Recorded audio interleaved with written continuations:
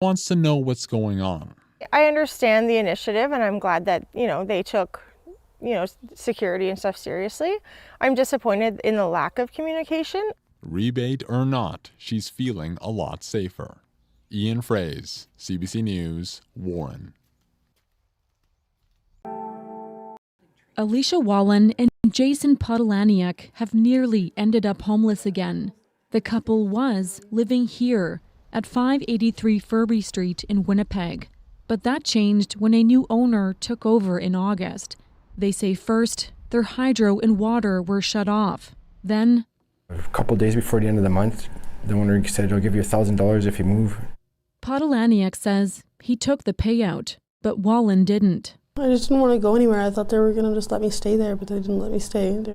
They are clients of St. Boniface Street Links. The outreach organization helped them with their lease in 2022. Before that, the couple had spent years living in homeless encampments.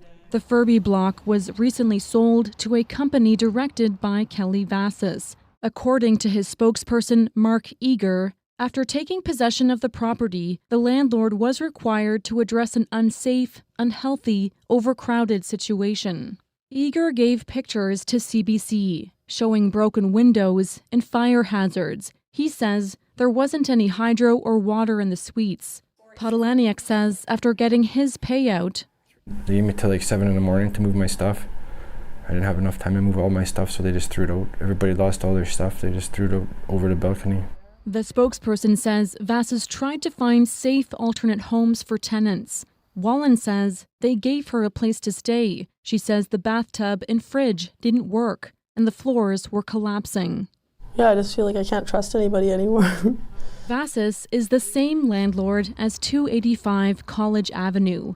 The province alleges he illegally evicted dozens of tenants there in July. Manitoba's Minister of Consumer Protection says the evictions at 583 Furby were illegal.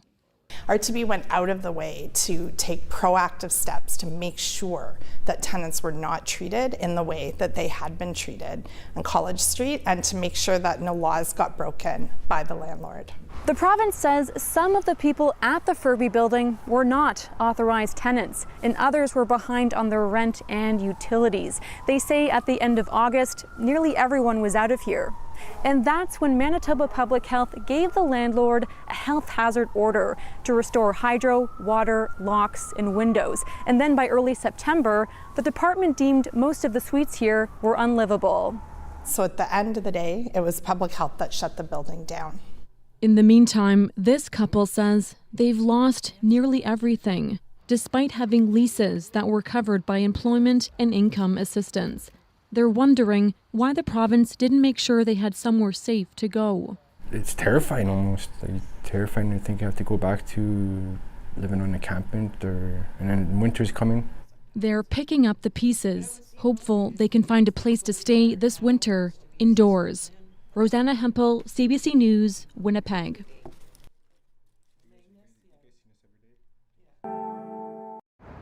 The city of Winnipeg successfully defended itself against a lawsuit from a former contractor. The judge in that case just awarded $100,000 in costs to the very same contractor, even though he failed to win the suit.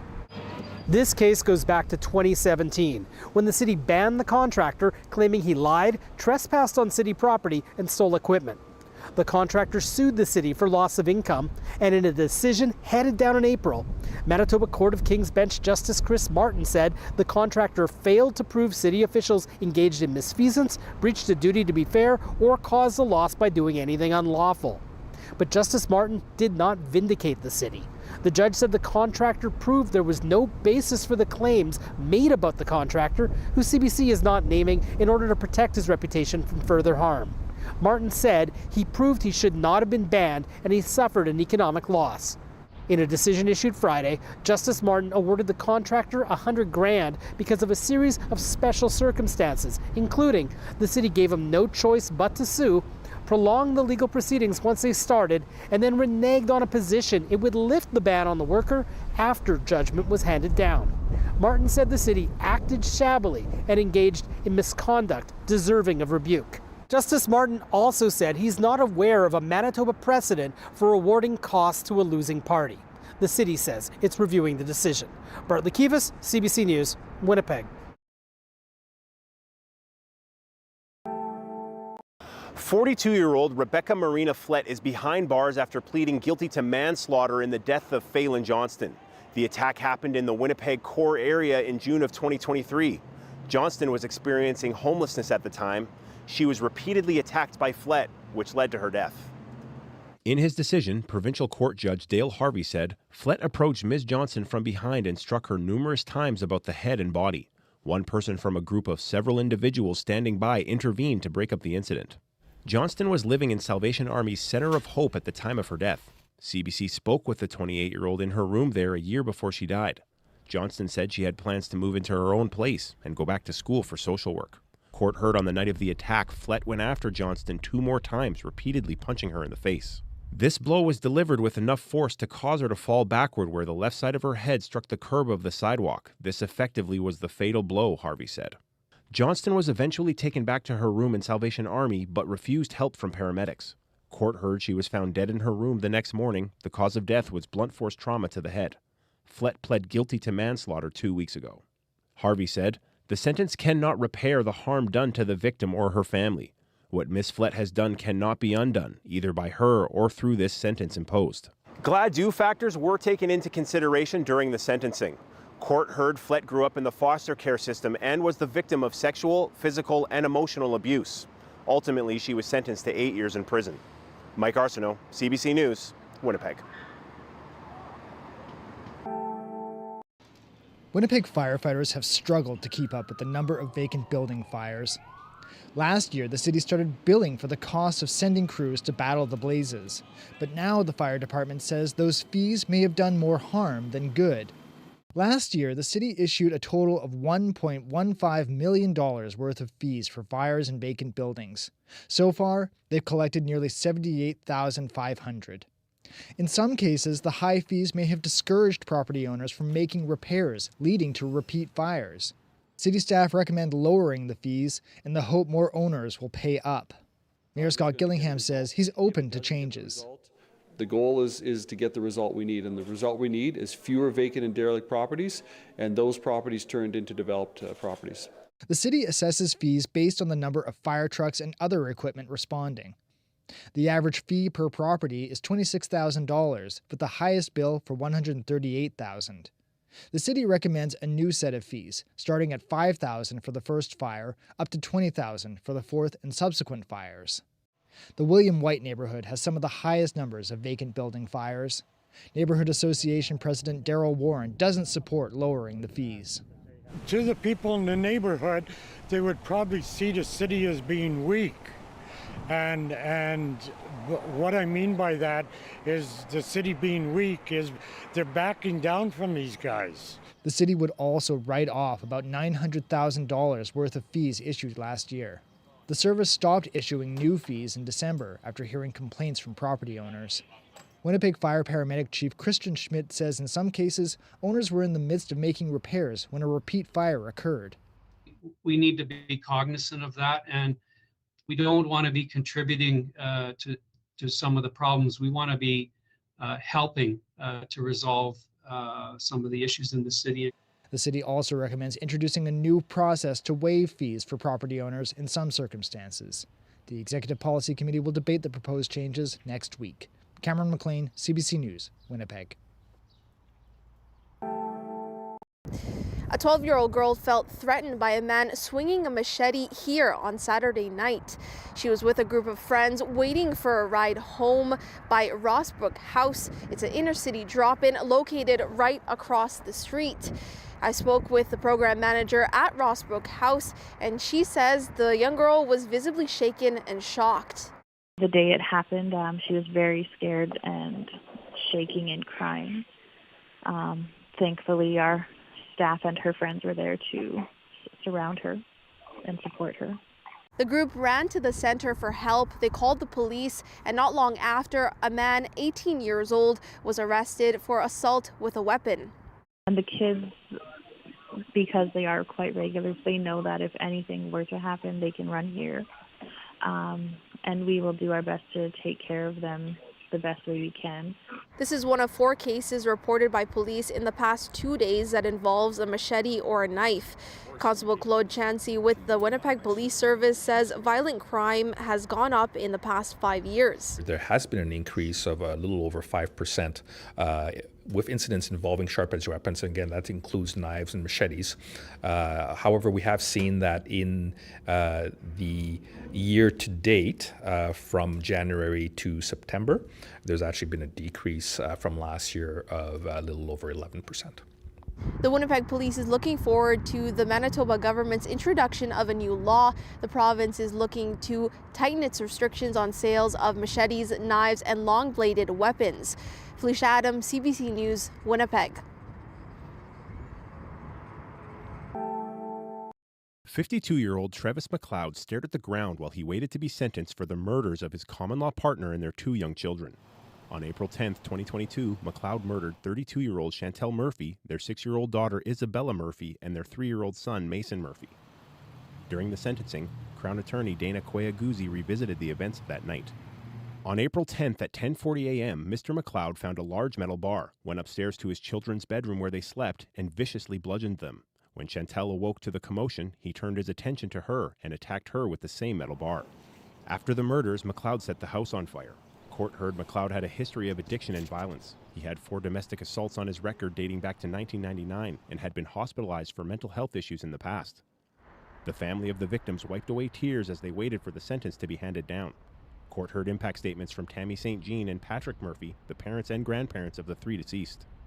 I will never get the opportunity to hug and hold my daughter or grandchildren, hear their laughter, see them smile, or get the opportunity to celebrate all of life's milestones with them. They had so much to look forward to. It's always been my belief and my experience that a father's job is to love and protect his family from the dangers of the world. I will never understand how you, Travis, went from being a father that should have protected his family to being the monstrous thing that they needed protection from.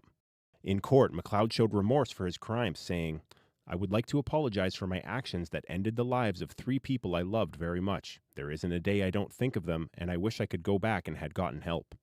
Court of King's Bench Justice Chris Martin called this case one of the worst he's dealt with in his 16 years on the bench. He sentenced McLoud to life in prison with no parole eligibility for 16 years. Mike Arsenault, CBC News, Winnipeg. There's more here. This is what was here last night. Raina Badowski shovels used needles from the front door of her dance studio. She says sharps lying on the ground have been a growing issue in her community of Swan River. I think it's really sad. I don't think that is, kids have enough to worry about, never mind having to worry about needles in the place where they're supposed to be coming to dance school. Mayor Lance Jacobson says more than 500,000 needles have been handed out in the past year by organizations like Prairie Mountain Health and Manitoba Harm Reduction. It's not working. It's costing the taxpayers a lot of money, and I don't even mean in the healthcare or needle distribution. I'm talking about people in the communities and how much it costs us. If it's cleanup or even the crimes that come along with that. And Bylaw Officer Derek Peguis says he gets a lot of complaints about needles found in parks, in playgrounds, and on the sidewalk. He says it has a lot of people worried about safety in the community. Cupfuls of them, sharps laying around everywhere with like the pokey ends sticking up, stuff like that. It's just ridiculous that everybody's safety is at risk. Swan River recently passed a resolution limiting how syringes are handed out and cleaned up. Swan Valley West has also created a similar bylaw. Manitoba Harm Reduction says they've started steps to limit needle garbage. We are actually just going to be launching a program where we provide people with small, discrete needle disposal containers, particularly those who are using substances publicly. Swan River resident Adam Maksuta says something needs to happen fast because people are scared. He recently found more than 100 used sharps by his church. Public safety has to be looked at. Secondly, the distribution of needles and the disposal of the needles. Thirdly, people have to start having some respect for other people's property. Meanwhile, Prairie Mountain Health and Manitoba Harm Reduction say they'll continue to hand out harm reduction supplies to those who seek them. Chelsea Kemp, CBC News, Swan River.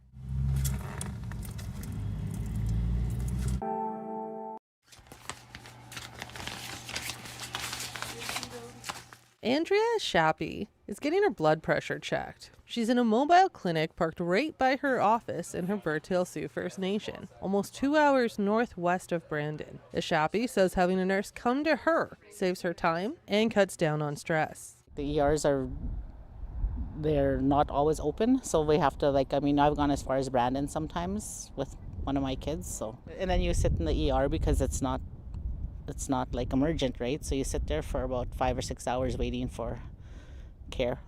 Sometimes we give up and come home. Shappy says her family uses the clinic all the time. They can get checkups, diagnostic tests, immunization, referrals, and baby care near their home. The mobile clinic is celebrating its 10-year anniversary. Community nurse Tanya Douglas has been part of the crew for almost the entire time. We really just see almost anything.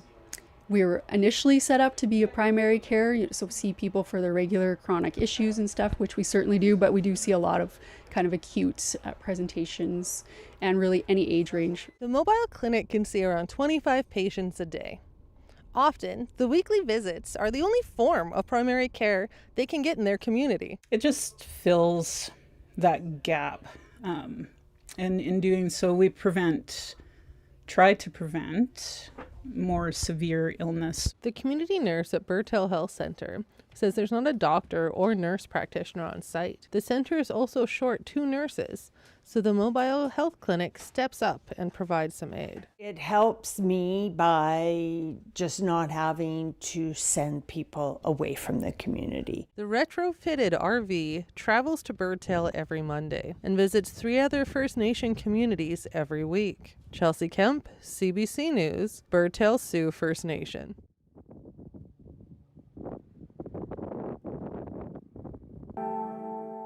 If you haven't snowmobiled before, this is kind of the top level of snowmobiling. This Lac du Bonnie showroom wouldn't be here if local politicians hadn't set aside their differences and started working together. It's been beyond overwhelming and incredible. All right, have a good one. Bye. The dealership opened in February and says it's done brisk business ever since, but first it had to clear some hurdles. We're actually on the RM side of Lac du Bonnie, on RM land. And that across the street, across the main highway into town, is town. The issue? The town of Lac du Bonnie has water and sewer services. The rural municipality does not, and the business couldn't start up without it. It put the town and the RM in a place where they had to work together. The town's revamped water treatment plant opened in 2004 with help from the province. It was also meant to serve the surrounding area. 20 years later, that still hasn't happened. People in the RM have been living with boil water advisories and trucking in water for decades. There was much less of a collaborative approach in respect to what we need to do to support and strengthen our community. And that's changed recently. After years of rivalry and arguments over funding, the two governments are finally planning to run lines into the RM, bringing people clean water while bringing the town more revenue. We recognize that, running our water plant at less than 20% capacity is probably not really particularly efficient. The lack of water not only made life harder, it also stalled growth on both sides of the municipal border. We need the town needs us. Both governments say their long-standing disagreements led to stagnation. There are some perceptions that, yes, there were personality conflicts. Has that been holding Lac du Bonnie back then? Yes. We've missed a lot of opportunities over the years because we haven't had the water and sewer infrastructure. This RM councillor spearheaded a shared community development corporation in 2018 and says it fell apart due to differences in vision. Now, the RM and town are proudly partnering to build water lines and attract developers. It's over the top exciting for me. It's a very, very positive thing for our region, for us to be moving in this direction. And it's long overdue. The new alliance is already reaping rewards at Lake Life Power Sports. Absolutely. We believe in the town, and we think that any further investment in it, there needs to be more. The councils hope to get more pipes in the ground next year. Emily Brass, CBC News, Lac du Bonnie, Manitoba.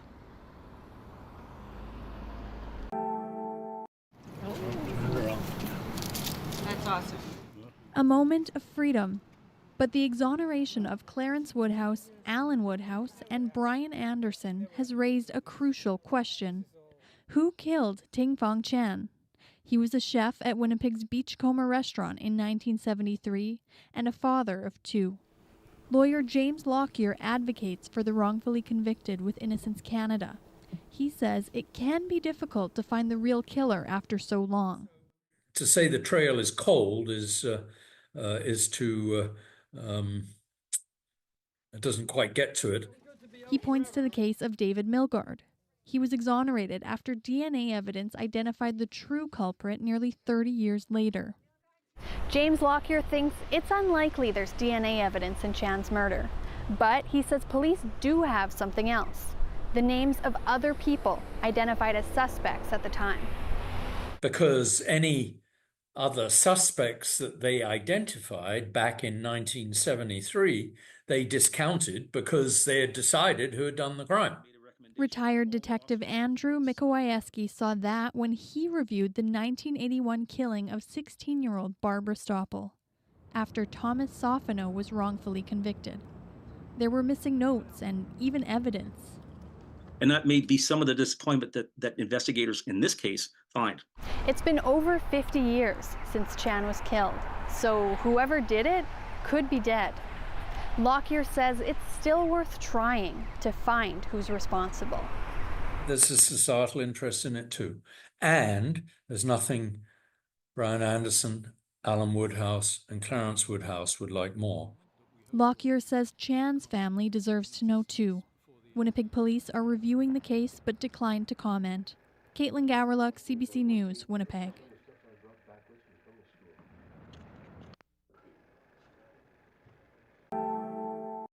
Andrew Marquis is best known as a developer of the Parker lands in Winnipeg. Between 2020 and 2023, he worked as a consultant and advisor for Peguis First Nation, working on a debt repayment plan, consulting on housing shortages related to flooding, and using treaty land entitlement funds to purchase real estate assets. In a statement of claim filed on September 27th, Peguis alleges Marquis, companies he controls, and a company owned by his wife failed to act in the best interests of the band and benefited financially from breaches of duty.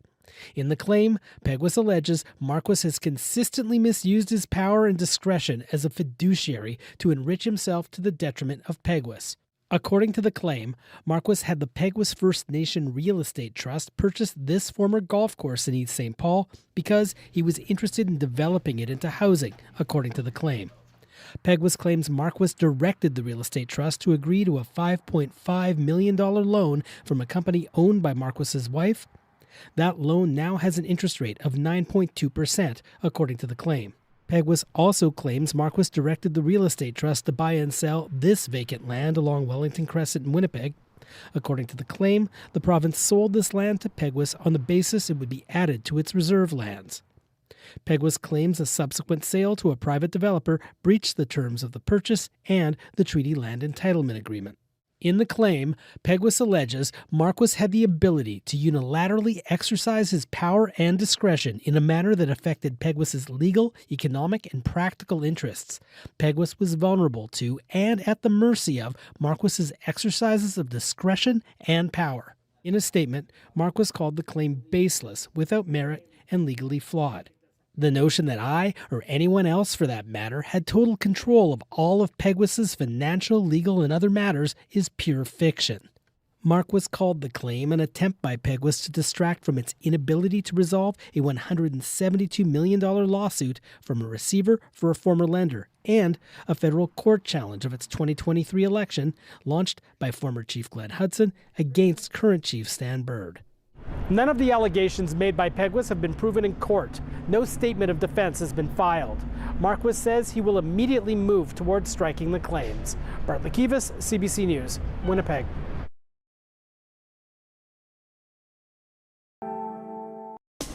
Well, look what you found. The local CBC News and weather you crave all day for free. Your community on your connected TV. Welcome to CBC News Manitoba.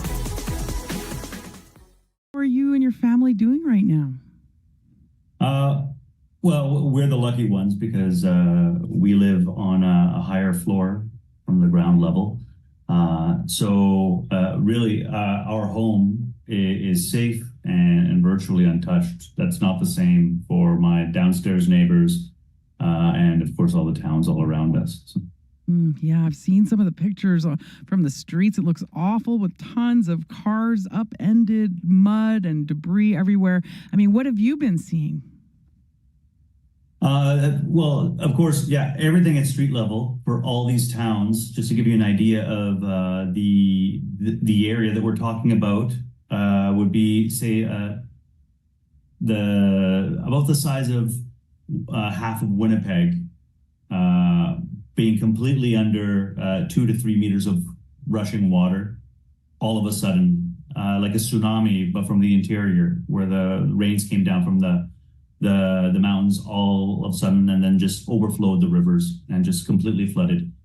And it happened in less than an hour with no warning. Oh my goodness.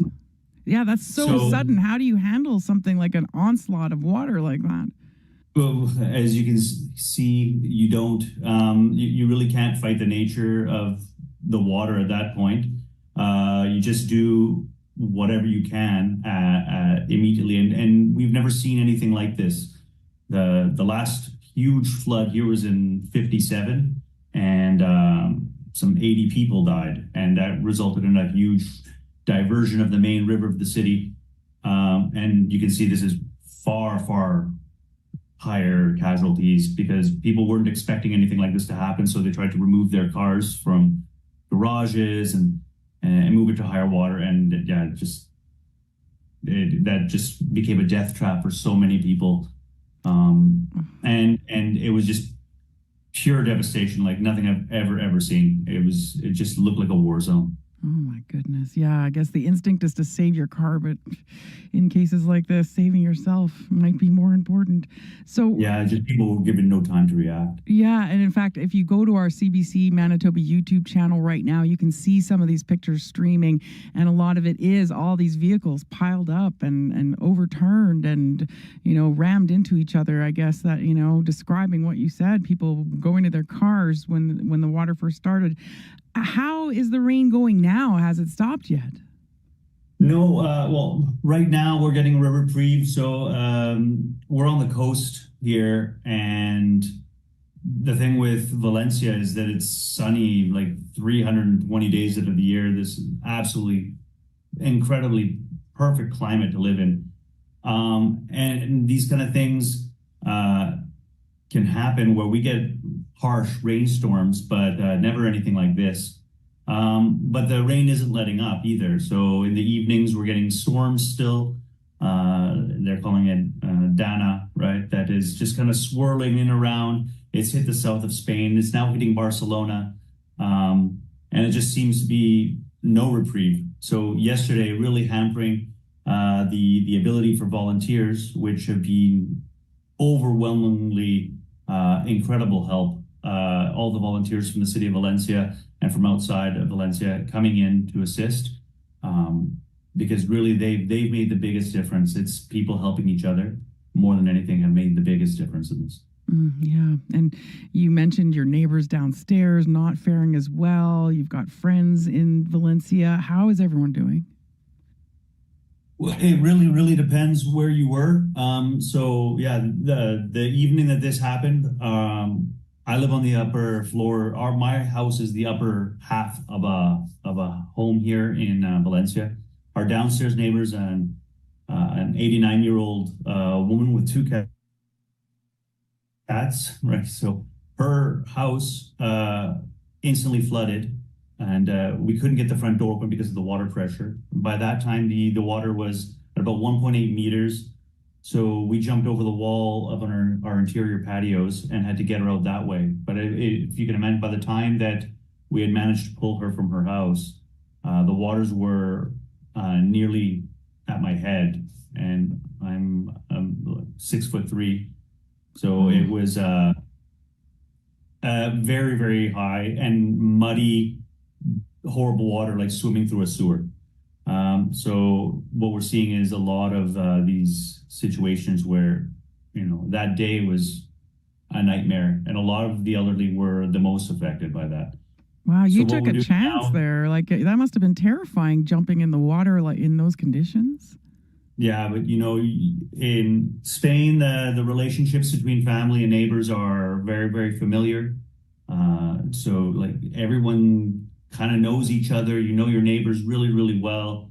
You don't really think about anything other than trying to help the people that are around you.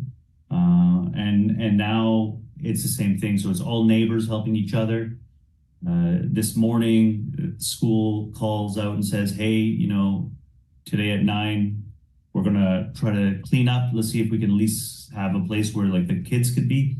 And yeah, everyone that has kids there or other schools, and just go from block to block, just helping each other as much as you can, because the government's really doing the absolute minimum to offer assistance. Friday was the first time we've even seen any kind of response from government work, and really the volunteers have been the ones making a difference. Yeah, so it makes me think about food and water. Like how are people being supported in that way? Yeah, that really goes from town to town, from block to block. We were very fortunate here that within about 48 hours we had electricity. And then about 15 hours after, we had water. The water was coming in at first at a trickle. Now, especially in the evening, we can shower, we can clean again. But other towns are not so good. We have some friends in the neighboring town of Cataroja, which only got a trickle of water coming through now, finally last night.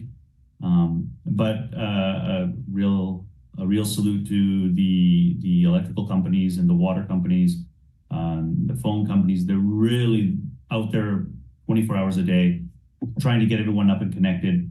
When I saw the devastation, I didn't think that we were going to have electricity again for weeks. And really, I was shocked when within 48 hours we were back up and online. I'm really glad, and we've got a good connection with you now. But before we go, we're running out of time now, Javier. What message would you want to send people listening, about the current situation right now in Spain? Yeah, the situation is awful. The people, though, are really, really making a big difference. And there's a lot of groups like the Spanish Red Cross that are really helping out, and the fire departments. If anyone wants to try to make donations to things like the Red Cross, they will come in very handy, I'm sure, because this is a huge, huge disaster here, and a lot of towns are affected. There's also a lot of resources if you have people that are missing to reach out, and there's an ongoing effort to try to make sure that families are reconnected. Because of course there's still a lot of areas which there's no communication, they can help find those connections for people. Well, thanks so much for taking time to talk to us, and all the best for you and your family. Hope you stay safe. Thank you very much. Bye. Bye. Javier Roque is a former Winnipegger living in Valencia, Spain. We reached him over Zoom.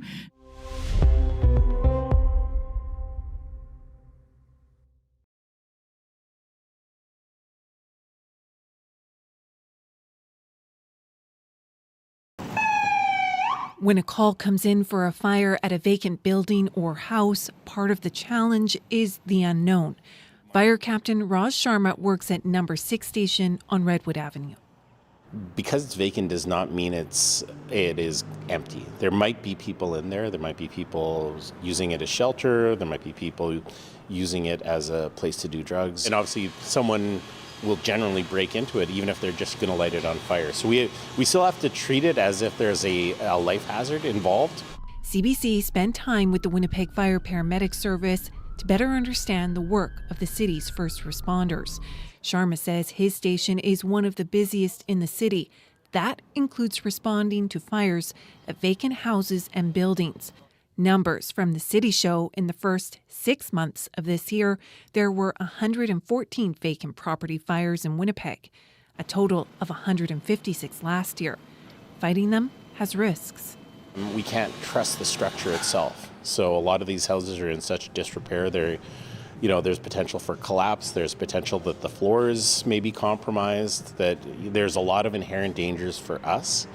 and especially when they've had multiple fires in them, they become even more dangerous for us to enter.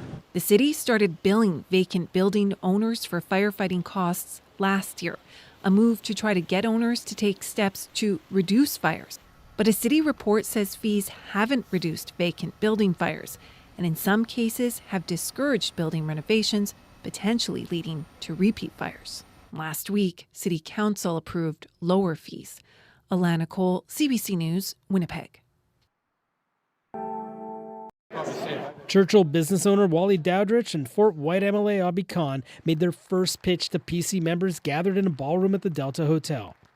Khan told the crowd he's best positioned to be leader because he has a seat in the Manitoba legislature and can hit the ground running. I'm ready on day one to take on the NDP, to take on Wob Canoe, and that is going to be important for us to win 2027. Wally Dowdrich made his leadership pitch based on his business acumen. He owns Lazy Bear Lodge and Adventures in Churchill. We bring people from all over the world, and we came out of COVID roaring like a lion. And we actually increased our sales after COVID by 50%. Dowdrich and Khan also fielded some questions from the audience.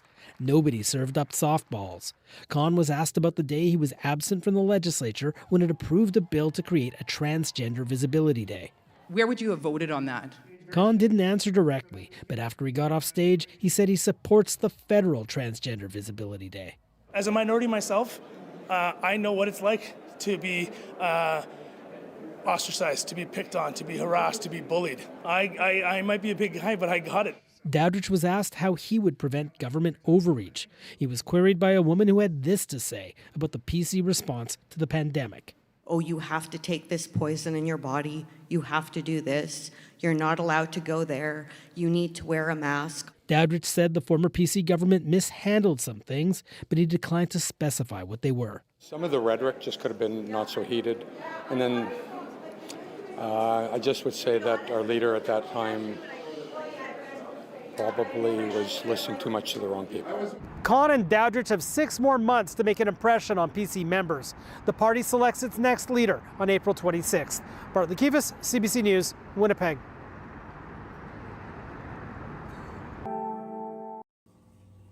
You wouldn't believe that Phoenix and Snickers met just over a week ago by looking at this video. Even more unbelievable, Phoenix started nursing Snickers, a kitten just weeks old, days after they met. This is Phoenix and Snickers. Snickers just came back from hiding from me, and she is just going back to nursing. Patricia Chonin is the founder of Crazy Jumpers Dog School and Boarding. She has 7 dogs and 3 cats in her care. Chonin has been fostering 11-month-old Phoenix since December last year. 10 days ago, she rescued Snickers from her backyard. Phoenix taking on a motherly role wasn't something she imagined happening. It's the first thing that Phoenix is going to do, to check where her kitten is, and then she's laying in that corner, and the kitten starts nursing right away. Where did your kitten go? Phoenix has never been pregnant. Veterinarian Dr. Jonas Watson says that makes the situation even more uncommon. It's not unheard of to see dogs nurse kittens and potentially the other way around, but it's certainly unusual to have a case of a kitten being nursed by a non-pregnant dog. He says Phoenix may be experiencing a pseudo or false pregnancy. And this dog, who is probably undergoing the hormonal changes associated with pseudo-pregnancy, is looking for a small creature like a kitten to mother. So it's kind of kismet that the two of them met each other. Watson says false pregnancies like these last 2 to 3 weeks. So while Snickers is getting the nutrients he needs now, soon he will need food from somewhere else. Felicia Adam, CBC News, Winnipeg. Hi, girls. Debbie Ross has been living in this hotel room for months. This is it. With just a few cherished possessions, like her husband's ashes and her cats. But the rest of her belongings, such as her bed and other furniture, is still here at Birchwood Terrace, unused until Ross and her fellow tenants get the green light to move back in.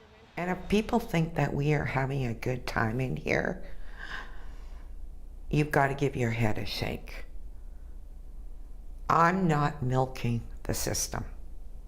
I just cannot afford to go and move my stuff out. Tenants were forced to vacate with just 8 hours' notice after a serious structural issue was found in the steel columns of the St. James Building's parkade. No one from Birchwood Terrace will end up on the streets. In May, the NDP government announced the province will cover the housing for any resident that's been displaced, and they haven't stopped paying since. We asked the province how much money they've spent so far and how many people are still living in hotels. They got back to us and said they didn't know. The caretaker of the building told the tenants about 60 people are going to move back in. That means this could end up costing the government over $1 million when you look at the length of time that people have been staying in the hotels, plus the cost of the hotel. It could take years. These tenants say it's time the owner of the building, Ladco Company, be held accountable.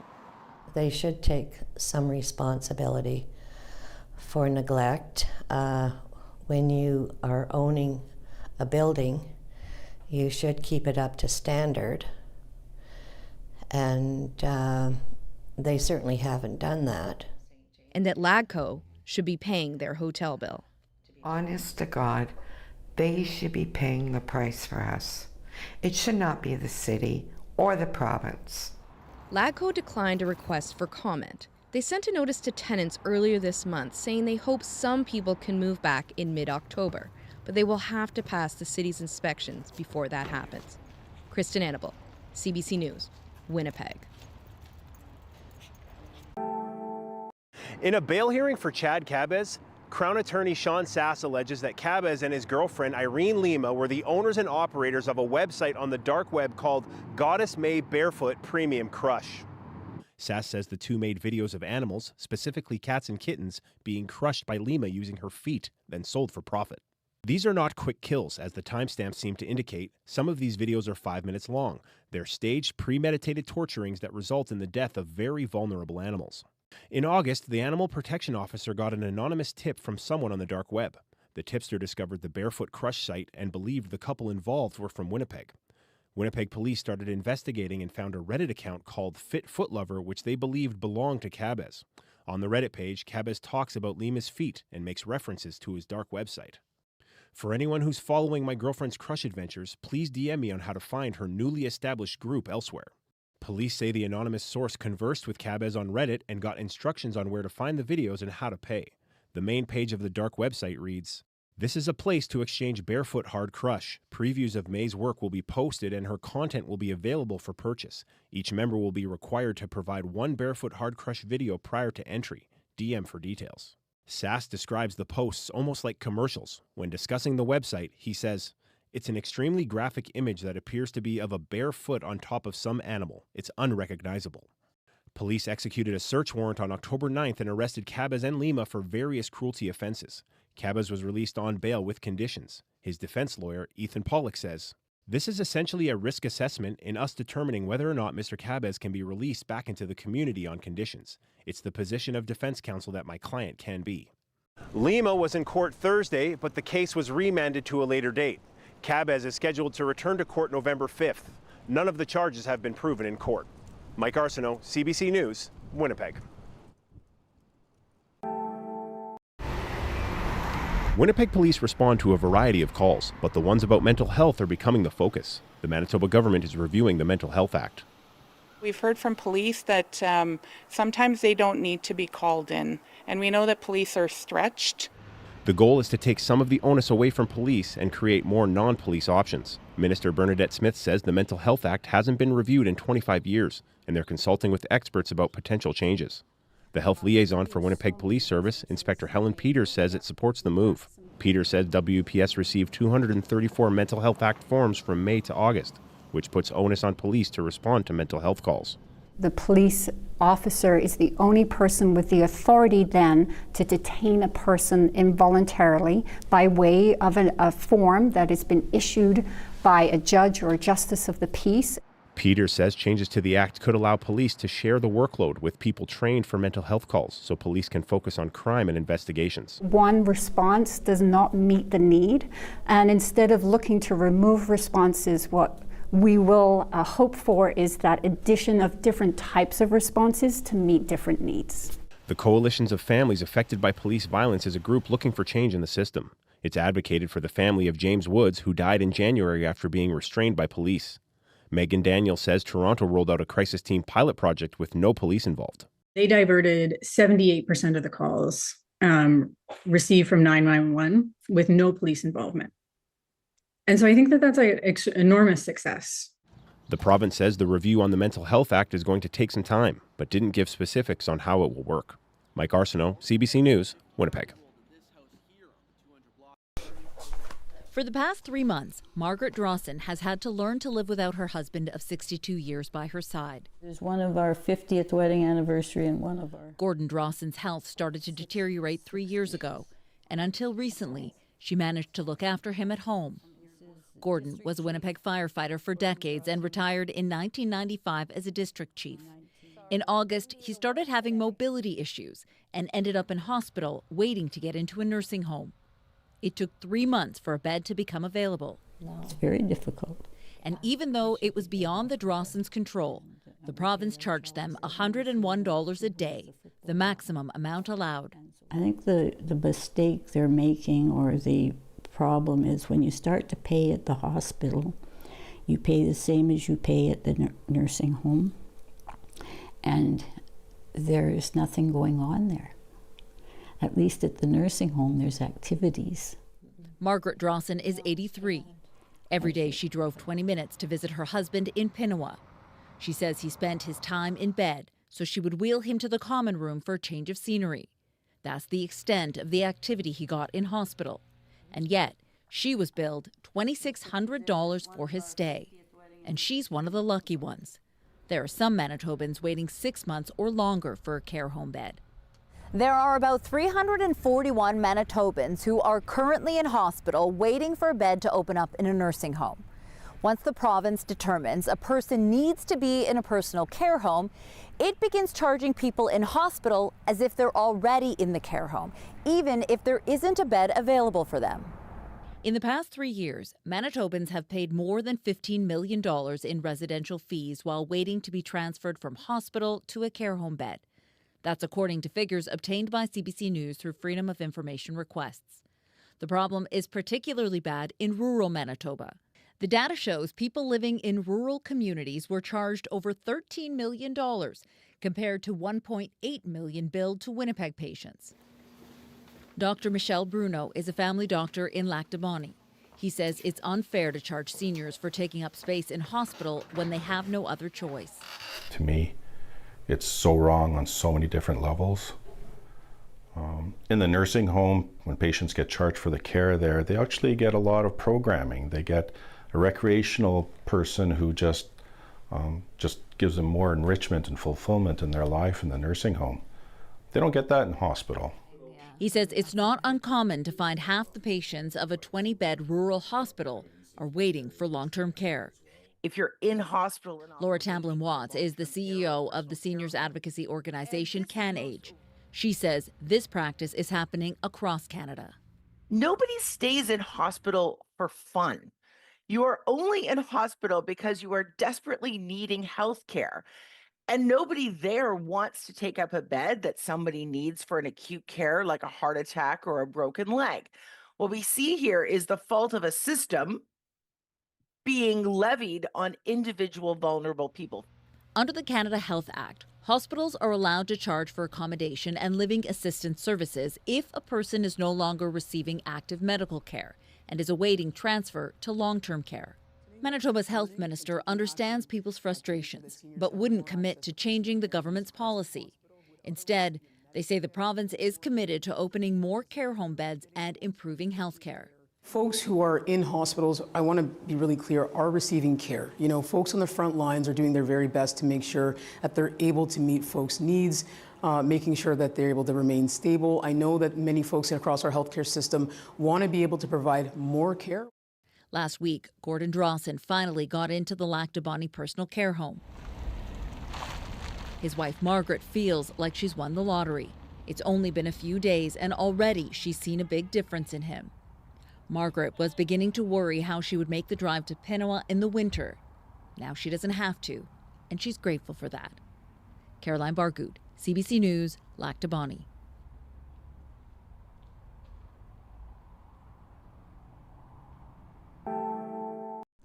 Have you ever noticed police officers at Superstore? Data obtained by CBC News shows Loblaw spends about $200,000 a month on them. The company says it's to deter thieves and protect staff and customers. Retail crime is on the rise in Winnipeg, but not everyone can afford to hire police to work in their stores.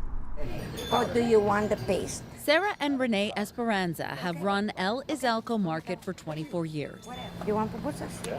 The Latin American store is in the heart of the West End, and that's come with a lot of challenges. Very much every day we have someone that comes, can you help me? Some people, they ask, can you help me with a glass of water or bottle of water or juice, whatever. Some people, they just come and snatch the packages and run.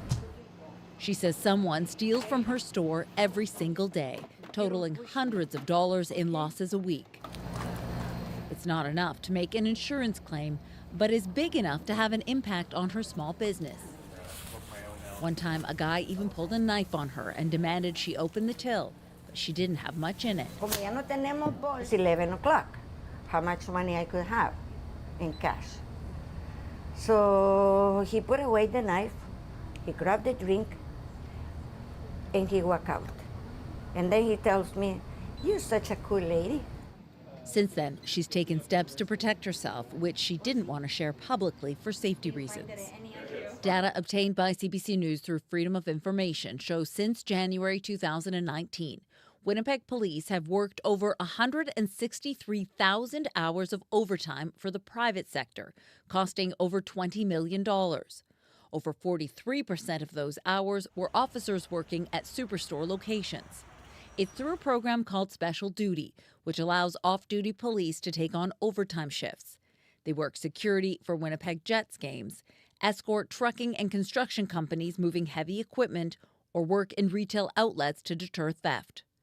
Superstore says it's worked to keep customers, employees, and stores safe. It wouldn't say if the cost of officers is passed on to shoppers. Walmart is the second biggest retail client behind Loblaw. They started using special duty officers at their Winnipeg stores in 2022 and is now spending an average of $52,000 each month. Superintendent Dave Delal says the demand for officers has grown. Every year seems to be a record number of people trying to hire police, such that we really have to take a look, just like voluntary overtime, we have to take a look at whether we're causing officer burnout. Winnipeg police say reported incidents of retail theft have increased by 46% in 2024 compared to last year. And 2023 had the highest volume of occurrences in the past 10 years. They're going in bracingly. They're not worried about being caught. They're targeting specific items. In 2019, it was liquor. Now it's translated into our over retail business community. Inspector Jennifer McKinnon says the thieves are either trading those goods for drugs or firearms or selling them online through social media marketplaces. The Retail Council of Canada says these types of thefts are costing businesses up to $200 million a year and would like to see the courts cracking down on repeat offenders. Those organized criminals that are going in with an intended shopping list of items to steal that are highly convertible to cash on a resale market, those are the ones we're concerned about. Those are the tens of thousands of dollars that can maybe leave an electronics store, a grocery store, a home improvement store every week.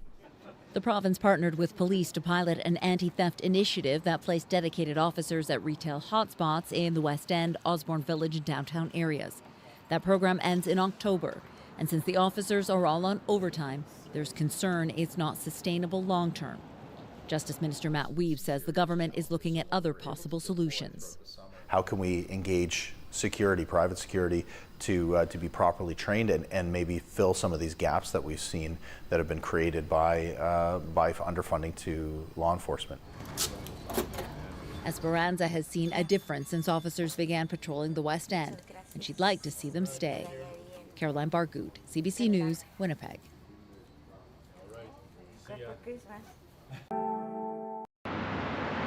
For a time, walking was something Christian Swan could only dream about.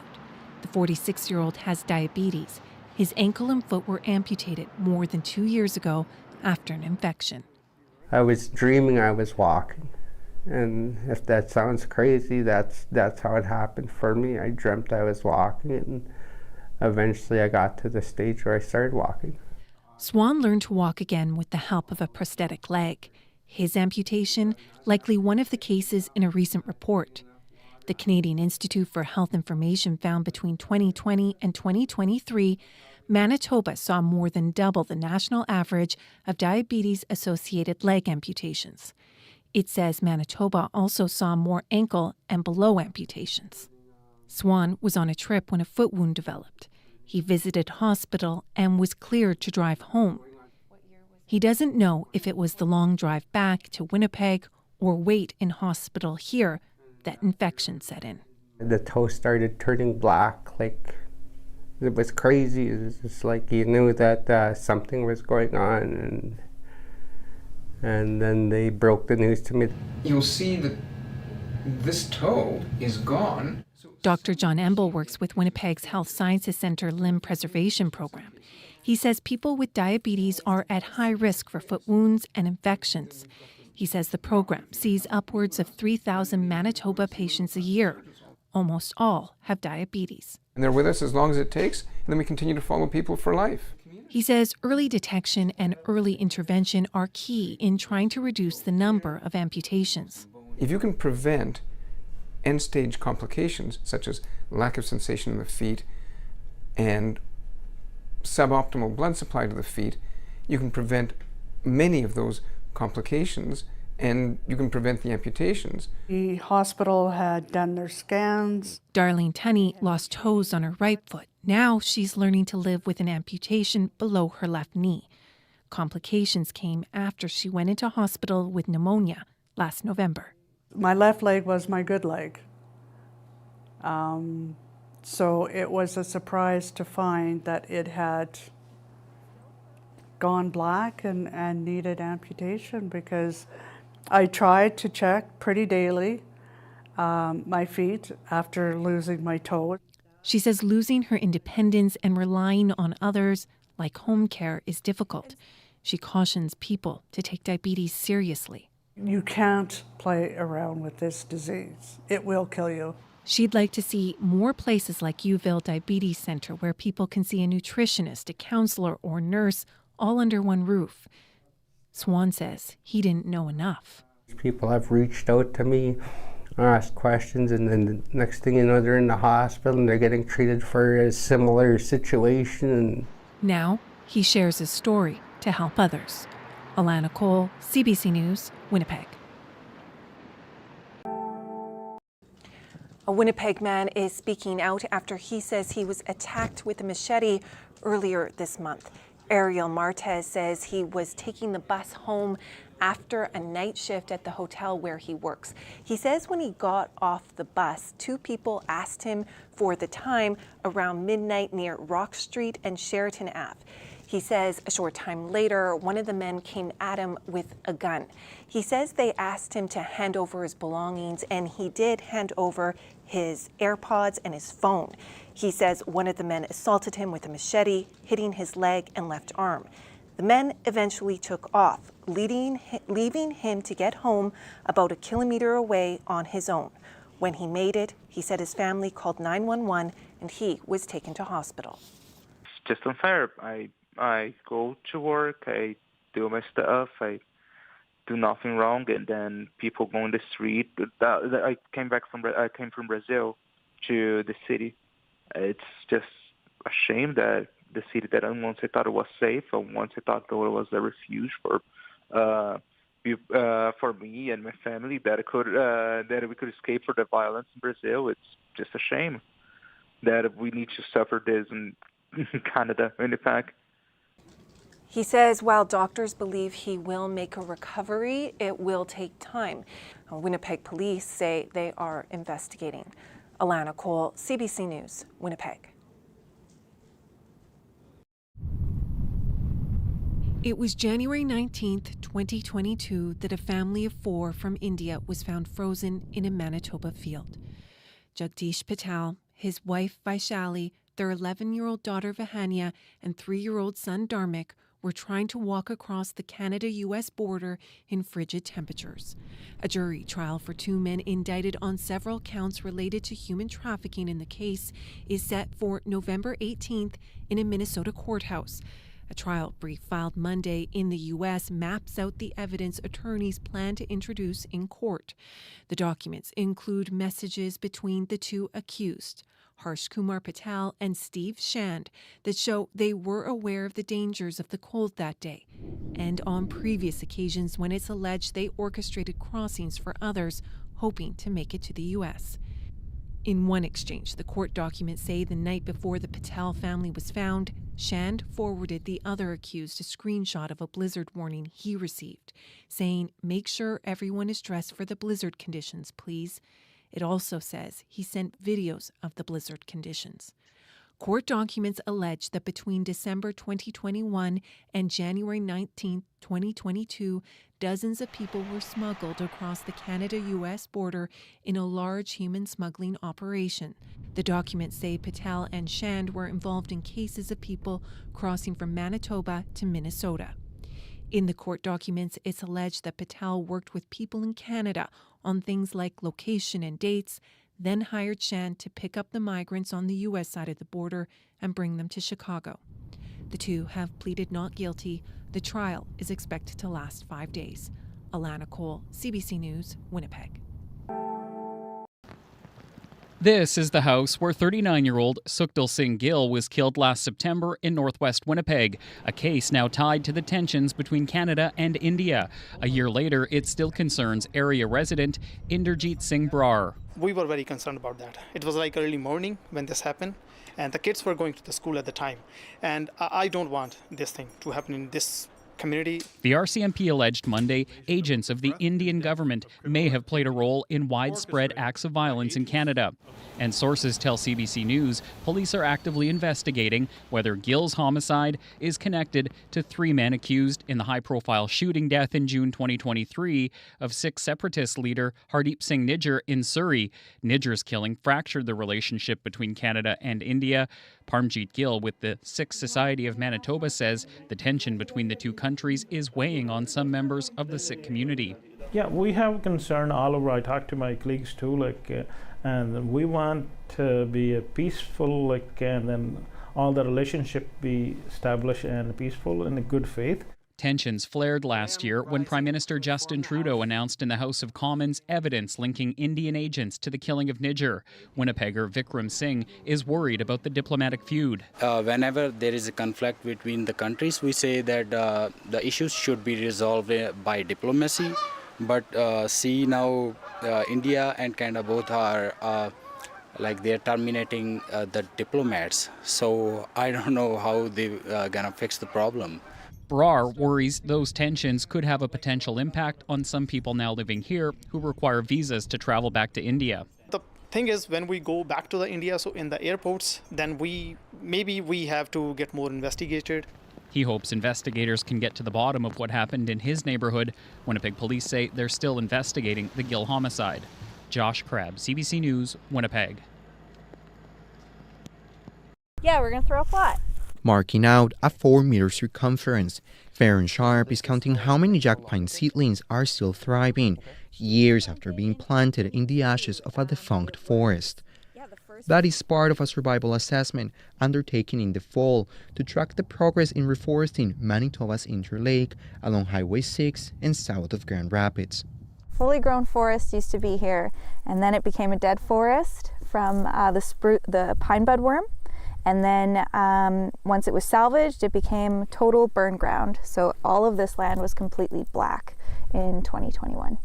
Dead trunks surround Devil's Lake, their charred roots hidden under the tall grass, high and dry soil, ideal for a new generation of trees to grow. When you're planting by stumps, there's going to be a breakdown of what's underneath the ground there, and it also means if a tree grew there once, it's going to grow there again. Blue Green Planet Project began planting seedlings in the spring of 2022. They're from 7 Manitoba First Nations. The biggest part of that is the reconciliation. Floyd North is a liaison for the communities.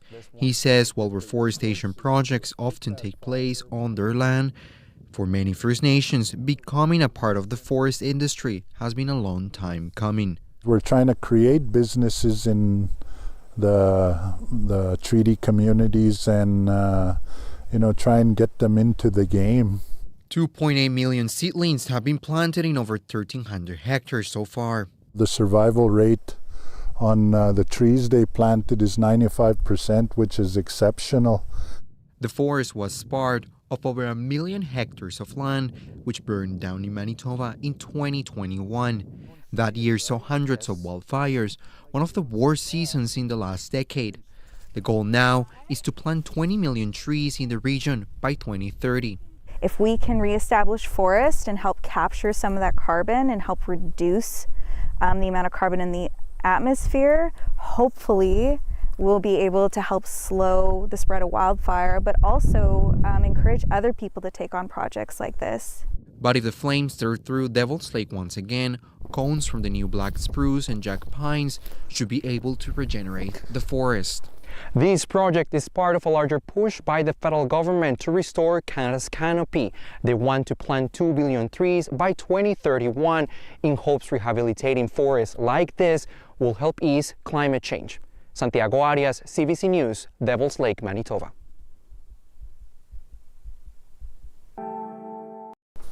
When an elderly woman picked up the phone back in 2022, she thought it was her grandson on the other end. He was in trouble and asking for money because he'd been arrested. She went to the bank and took out $9,000 in $100 bills. She took the bills back to her house, then handed them over to a woman who showed up at her door. Turns out it wasn't her grandson on the phone, and the grandmother wasn't the only one being targeted. In a Winnipeg court this week, the Ontario woman who picked up the cash from the grandmother was sentenced to a year of house arrest. Gabrielle Paradis was what prosecutors called a money mule in a scheme where 9 elderly people lost nearly $90,000. The victims got most of that cash back, but the judge talked about how they still all live with the shock of it. The judge said, "The emotional impact, the feeling perhaps of embarrassment of falling for this sort of scam, and having their confidence shaken and their family's confidence shaken are implications that go well beyond just the money." Another Ontario woman charged in the same scheme got 18 months of house arrest earlier this year. But court heard we still don't know who is behind the scam. Caitlin Gowerluck, CBC News, Winnipeg. In front of her family and supporters, Madison Baluk pleaded guilty to sexual assault and luring. The now 29-year-old was initially charged with 15 offenses in connection to incidents that happened between 2019 and 2021 when she was a hockey coach. In an agreed statement of facts, a provincial court heard how Baluk, who was 24 at the time, gradually developed a sexual relationship with a 15-year-old girl. The girl was a player on Baluk's under-18 hockey team. Court heard how, despite being warned about inappropriate behavior with players, Baluk initiated conversations with the victim through private social media messages. Over time, their relationship escalated into kissing and sexual contact on many occasions. It included Baluk taking sexually explicit pictures and videos of and with the girl. Court heard how the victim's academics, friendships, and mental health deteriorated during their relationship, which continued after Baluk was no longer her coach. Police began investigating the case in October of last year after the victim detailed the abuse in a social media video. Baluk remains out on bail until her sentencing. A date for that hasn't yet been set. Rosanna Hempel, CBC News, Winnipeg. Laura Chase rents a unit in a fourplex house built in the 1960s, at a time when asbestos was widely used in a range of building materials. The water damage on the ceiling had been right about there. In the past 2 years, the Residential Tenancies Branch ordered her landlord to make various repairs, such as replacing drywall that had water damage, fixing the bathtub faucet, and replacing windows. In 2023, the property manager sent a representative to get samples for asbestos testing. The results came back negative in drywall plaster in the bedrooms and beside the kitchen window, and negative in fiberglass insulation. Based upon the first tests that were done, that were apparently negative, they went ahead and they started doing work. Chase became suspicious about the test results, so she hired a testing company. One of the samples came back positive for asbestos in the drywall joint compound on the bathroom ceiling. She later got testing done for the drywall joint compound in the bedroom, and it was also positive for asbestos. So after the windows were replaced and before the bathroom was renovated, I did the testing, and I found the results were indeed positive. And that was alarming because 3 windows had been replaced without any precautions. Asbestos is a carcinogenic material, and if it becomes airborne and is inhaled, it can cause fatal illnesses such as mesothelioma and asbestosis. Canada has banned the use of asbestos-containing materials, but they were widely used in construction materials until about 1990. This year, British Columbia became Canada's first province to have a law that requires licensing of employers doing asbestos abatement work and certification of workers who do the job, including sampling and testing. Laura Chase says Manitoba should do the same. Clearly, the current situation is unsafe. It was unsafe in my case, and the fact that there's so little accountability because there is no license. A person can't lose a license that they don't have in the first place. So how can there be any kind of accountability in a system like this? The province says that's being evaluated in a review of the Workplace Safety and Health Act, with recommendations expected in early 2025. CBC News contacted the property manager for Chase's house about the asbestos test results, but a spokesperson declined to discuss the case. When Chase decided to get her own asbestos testing done rather than rely on the property managers, she contacted Winnipeg firm J&D Environmental to get the samples for testing. What you're showing us here is actually an incredibly common issue. Danielle Kolba is founder and president of J&D Environmental, as well as Duracan Laboratory Group. He has about 20 years' experience in asbestos work and consulting. You get false negatives quite often on sites, and this is where you want competent people or consulting firms that actually know how to collect the sample, know where those samples should be collected from, and get you the most authentic data possible to determine if there's asbestos in it. Kolba says it's important to make sure the sample collection for asbestos testing is always done by an independent third-party company rather than by the contractor who will be doing the renovation work. Veralyn Kubanek, CBC News, Winnipeg. Spills into Winnipeg's waterways could become less common thanks to new green infrastructure. The city is in the midst of replacing its aging combined sewer network, which funnels stormwater and household waste through the same pipes. During heavy rain and snowmelt, the system sends water into the city's rivers.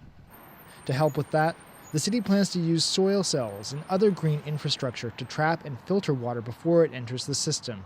Brian Mays is the former chair of the Water and Waste Committee. So rain gardens, these sorts of retention ideas, so you're not just building more pipes, you're trying to do some projects that incorporate vegetation or basically are more environmentally friendly. Work to reduce sewer overflows is expected to take decades and cost billions of dollars. The city has committed to spending 10% of combined sewer funds on green infrastructure. A pilot project saw the city using porous construction material in back lanes, but issues around maintenance and uncertainty about its effectiveness led city staff to recommend going in a different direction. Soil cells were installed along Broadway earlier this summer, and more work is expected to be done along Leela Avenue as part of combined sewer separation work. Mays says the work has been a long time coming. So we've been required since 2019 by the province to actually do something on this, and it's millions of dollars we should be spending, and I think we're slow to get going, but it's good that we are finally getting going. The city's work on separating combined sewers could take as long as 2095. Cameron McLean, CBC News, Winnipeg. So who's going first? Okay. Okay, Emily, which one are you going to throw over first? Grab one. Bye-bye.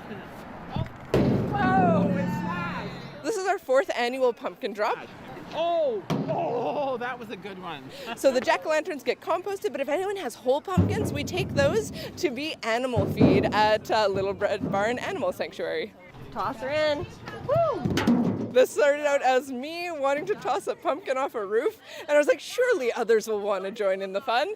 And we're very grateful that Polo Park welcomes us back each year, and that we have people that come out annually as well. It's become quite the tradition for families. This guy is 7 years old and he likes to smash stuff, so I think he'll love it. We moved here from Ottawa, so we've just arrived in August, and it's one of our first big Winnipeg events, so we're really happy to be here. 3, 2, 1. When you put food waste in the landfill, it produces methane, which is a very potent greenhouse gas. Also, it's stuff that doesn't need to go into our landfill, which fills up our landfills very quickly if it's going in there. It's better to keep them separate, process them into a finished compost, and then that can go back into the food system. Since we started this event 4 years ago, we've diverted over 15,000 pumpkins, which translates to about 80,000 kilograms of pumpkins. It was just fun to see them go kaboom. This is a third year doing this, and yeah, it's a good thing to do with the pumpkins instead of just throwing them out. How was it? It's great. Yeah. What did you like the most about it? To see it split in half. Victory!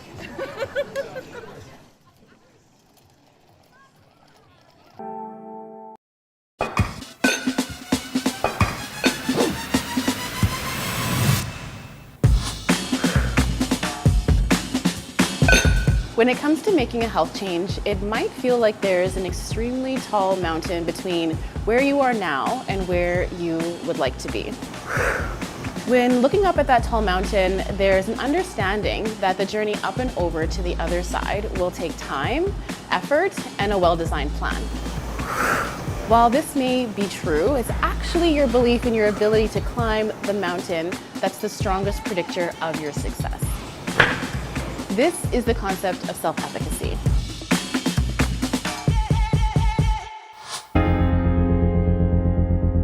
Think of it as your belief in your ability to achieve a goal. It's like having a personal coach, a cheerleader, or motivator right by your side. But that person is actually you. Holding this belief in yourself can be hard. Our minds so easily drift towards what's not done rather than what was. Over the years, I have discovered, for me, self-efficacy feels really closely connected to an understanding of who I am as a person.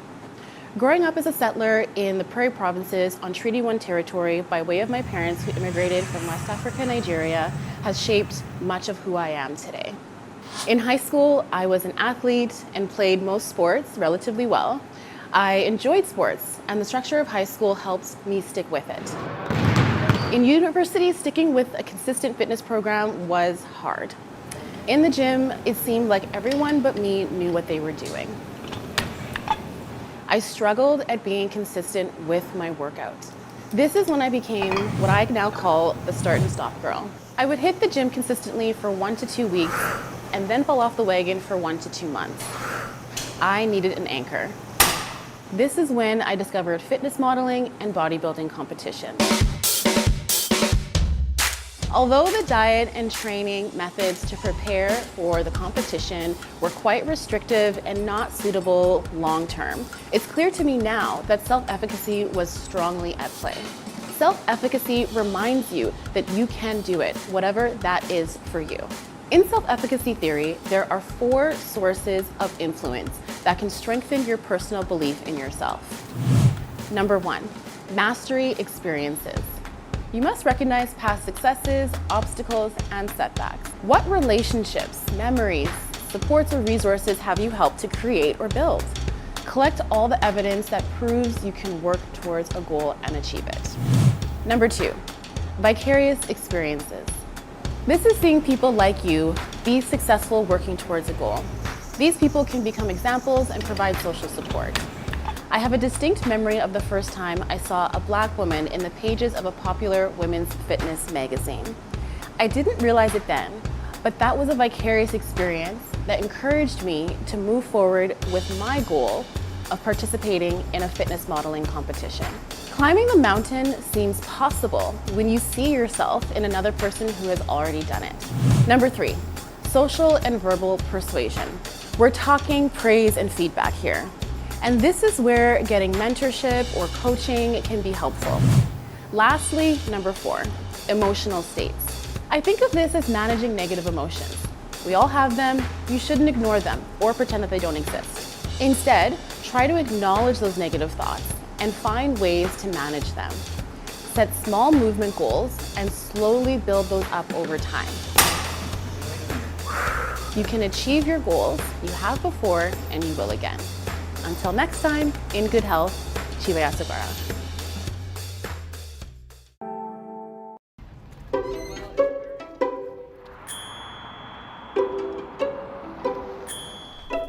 Talk to people here on 2nd Street and most will say their town's name like this. Lac du Bonnet. Lac du Bonnet? But not everyone says it that way. Lac du Bonnet. Okay, and you've always said Bonnet? No. Did you grow up around here? No, I just moved here in 63. Well, that's a while ago. That's a while ago, yeah. My grandpa, he is Ukrainian, and he usually says, like, Lac du Bonnet, like he has a strong accent. I know it's Lac du Bonnet, but we all say Lac du Bonnet. And how do you know that it's Bonnet? Because that's how it's spelled. Lac du Bonnet. Bonnet. Yeah. Are you French? Yeah. Well, Canadian. I always reckon it's like that sort of liqueur I used to drink, and it was called Dubonnet. Lac du Bonnet. You say Bonnet? Yeah. And how come? It's the way I grew up knowing it. Well, yeah, if you're English or French, it's up to you. Or you'll get to the same place. Whether you ask directions, you're going to get to the same place, right? Have you ever heard any of the older people around town say it Bonnet? No. Well, I don't really talk to those people. So Lac du Bonnet or Lac du Bonnet is the pronunciation here. Either one goes? Either one goes, yeah. You won't get in trouble for either one. Yeah. So I had to get to the bottom of it by asking some longtime locals. I dropped by the historical museum and asked its president. Lac du Bonnet, probably both ways. He might be neutral on the pronunciation, but he's not that way with the name's origin. The legend goes that French-Canadian voyageur La Vérendrye visited the area in the 1730s and found the fluvial lake on the Winnipeg River resembled a cap, thereby dubbing it Lac du Bonnet. There's no truth to the urban myth. Tottle says it's unclear whether the explorer even visited the area. La Vérendrye's map makes no mention of the name Lac du Bonnet and offers scant detail on its terrain. So Lake of the Woods to the Lake Winnipeg. So it's just a straight line with a little bump in it. Like that's nothing like a bonnet. Nothing like a bonnet at all. No. He says the name Bonnet wasn't recorded until decades after La Vérendrye. It's more likely that the bonnet refers to a headdress, an indigenous headdress. So how did the story go so wrong? This is my grandfather. Jack Halliday's grandfather, W.D. Halliday, arrived here in 1900. He was actually, if not the first, he was one of the first to establish a homestead in this area. The museum sits in the spot where that home was built, his grandfather's homesteading title, one of the many family artifacts on display. W.D. Halliday was a farmer, an official, and an entrepreneur who ran his own business transporting VIPs. He had a buggy in the summer and a sleigh or cutter in the winter, and then he got into freighting. He also kept a diary. This is a document that was written up by my grandfather in 1934. That document could be where the rumor started. Halliday wrote, quote, Lac du Bonnet proper was named by La Vérendrye, a French-Canadian explorer of 1732, because to him, the lake resembled a bonnet or a cap. Now that we know that that's a myth, does it change how you think of some of your grandfather's stories? Or? Oh, he probably, like everybody in the days, he probably embellished some of the stories a bit. Once we got that straightened out, I went back to the original question. How did your family say it when you were growing up? It's always Lac du Bonnet as far as I've ever known. At 86, and the grandson of the first homesteader, I think I'll go with how Jack says it. Emily Brass, CBC News, Lac du Bonny. You had to apply for your homestead and register it, then you had to